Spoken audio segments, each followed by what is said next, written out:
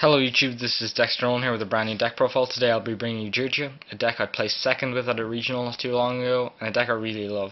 I've adapted the deck for the new Necros meta, so it's a pretty good Necros matchup, and I've changed out the hand engine for the Trap Tricks engine. Without further ado, let's get into the deck profile. I run 3 of every Geargia monster. Geargia is probably my least favourite because it's not very good after the first turn, but it is the best for the first turn, so that's why I do run 3 copies of it. Also, it's another name, which is good for Accelerator, and I think it's a great card all around.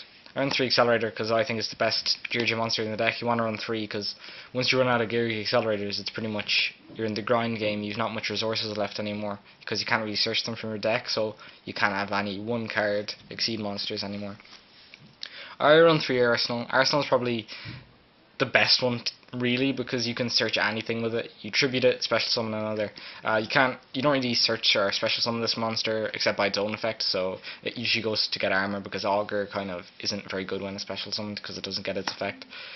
And I run 3 armor, of course, because armor is really good. It's kind of like the workhorse of the deck.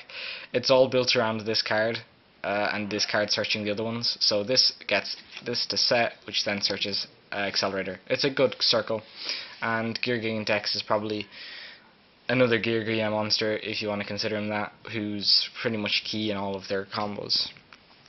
So 3 of each, which is 12 monsters so far. Next I run 3 Trap Tricks Murmillo. Murmillo is probably the best Trap Tricks monster. It's a +1 on summon, and also avoids stuff like Bottomless Trap Hole, and if it's ever played, Trap Hole. It's a great card because it's awesome. I mean, it's a +1, it's 1600 attack, and what more do you really want? It's great for your first turn opening. It baits out anything like Fiendish Chain or Breakthrough Skill because they don't want you to get the search, but it's also avoids stuff like Bottomless Trap Hole, which is really handy going first because you don't want all of your board presence to be gone either. Overall, I'd say this is probably like the second best opening after Augur. I wouldn't set armor first turn, not in this meta where stuff like Rugeki and it can just be sniped without it being flipped up. I run 1 Dainia and 1 Thunder King. These are both great cards for different reasons. Dainia is great because it's a good late game card. 1 card Exceed monster, which is always great. That also pops in opponent's back row. This is so great when both players are low on resources. If your opponent is playing something like Citadel Knights and you're in the grind game with them, they might have an Exceed face up. If you top deck this, you can like hit their back row and go for a Castell, knock their Exceed away and just attack. It's so good. It's only 1 though because early game is really cloggy and you don't really want to clog. Also, it's already running so many monsters. I think it's 12. I mean, 12 Geargia monsters, 5 non-Geargia monsters, that's 17. So 17 monsters. You don't really want to go over that, I think. 16 is my favourite amount, but I had 17 good monsters, so I didn't really feel the need to take one out, especially with some of the back row running. I'm 1 Thunder King. With Call Haunted, this card is pretty much a mistake that you can bring it out when it suits you, chain it to a Deneb. If you chain this to a Deneb that was summoned off Altair, you pretty much lock settlements out because you stop their search, they can't get another Altair, and they can't beat over this. And if they exceed with their 2 monsters to try and get over it, you contribute this card and negate the summon, which is just fantastic. It's a great card all around though. It's great against Necros first turn. Summon this, set 5, you know, it's game. It's pretty much game. So, brilliant card, I love it. 1 Book of Moon. Book of Moon's good against pretty much everything, but it's a -1 inherently, so unless you like knock an equip spell off something, like say they playing Inzectors or something and they go Centipede, equip Hornet and Gigamantis or some shit, you can +1 off that card. It's good, but it's not the best. 1 Rugeki and 1 Soul Charge. Soul Charge is for like late game pushes, and sorry about the banging there, someone's drilling or something, or hammering at something. So 1 Soul Charge. Soul Charge is for bringing back big monster fields. Pay 4k, get 2 Gigantexes. You know, it's pretty much GG as well. Great card. Rugeki just board wipes. It's kind of dead when you open it, but I mean it's great after that. So I think it's worth a spot, especially against stuff like Mermail where they might have 2 big monsters on board. You can just go Rugeki and you plus that, so it's pretty solid. I run 2 Podualdi to dig for first turn Augurs and Mermilios.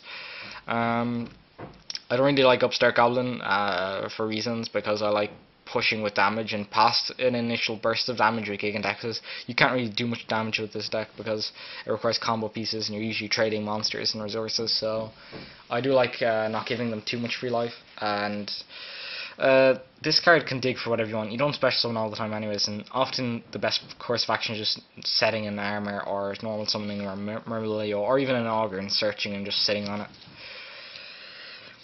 At 3 MSD because it's for sniping stuff like mirror forces and crap because my deck doesn't flow, and I just think it's a pretty solid card overall.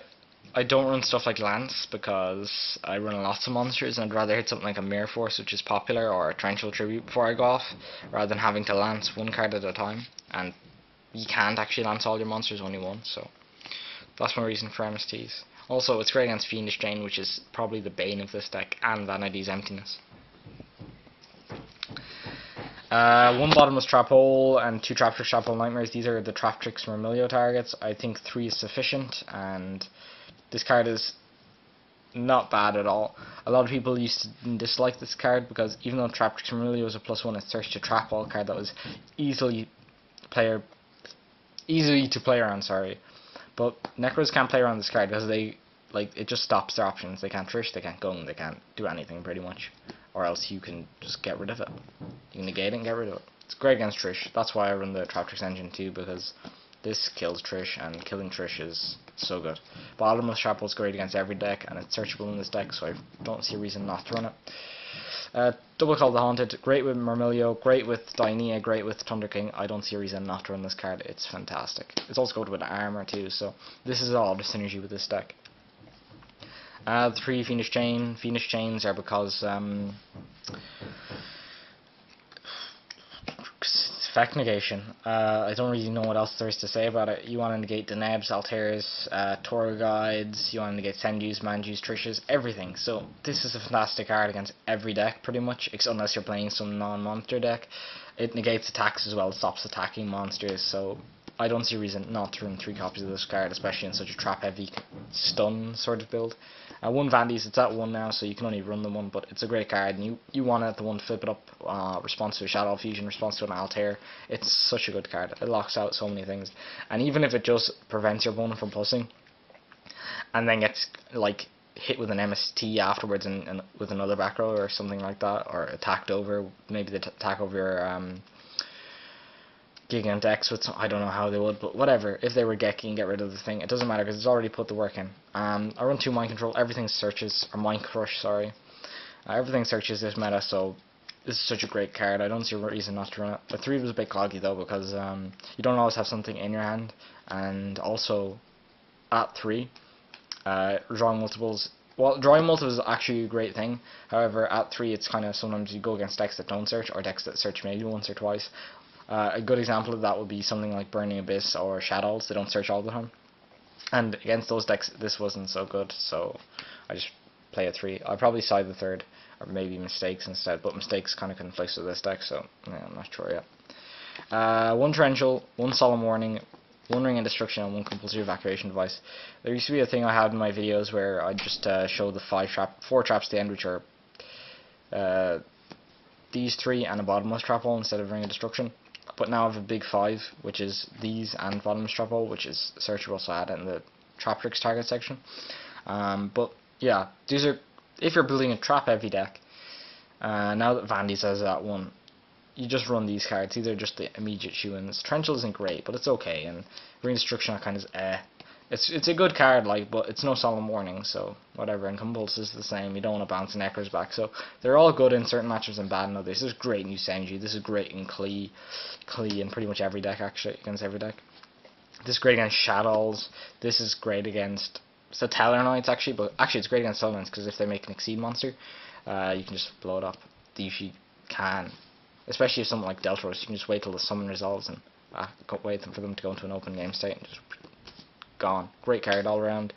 So yeah, that's 40 cards. No Upstart Goblins, but 3 Potted Dualities, 2 Potted Dualities, sorry.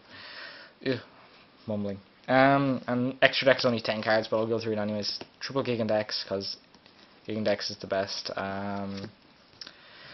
Great card. Searches pretty much all of the monsters in this deck and keeps your combos going. It's pretty much just a +1, so I love this card. Karen Gorgon, Maestroke, Abyss Dweller, Ragna Zero, Papal Operative, Castell, and 101 Anarch. These are just generic staples. I'm missing, as you can probably notice, 5 Exceed Monsters.